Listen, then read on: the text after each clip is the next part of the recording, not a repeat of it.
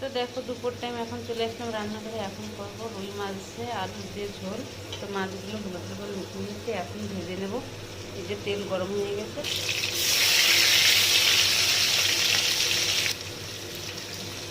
মাছগুলো ভাজা হয়ে গেছে, এখন তুলে নেব।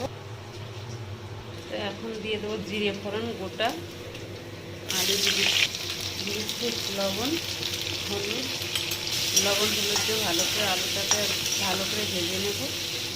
তো এখন মশলাটা করে নেব। তো দেখো মশলা দিয়ে দিচ্ছি আদা পেঁয়াজ, এখানে দিয়ে দিচ্ছি কাঁচা লঙ্কা। এখন এটাকে পেস্ট করে নেব। তো আলুটা ভাজা হয়ে গেছে, দিয়ে দিচ্ছি টমেটো।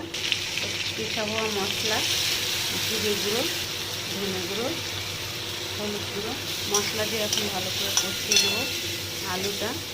তো দেখো তো মশলা দিয়ে কষে গেছে, দিয়ে দেবো জল, মাছগুলো দিয়ে দেবো।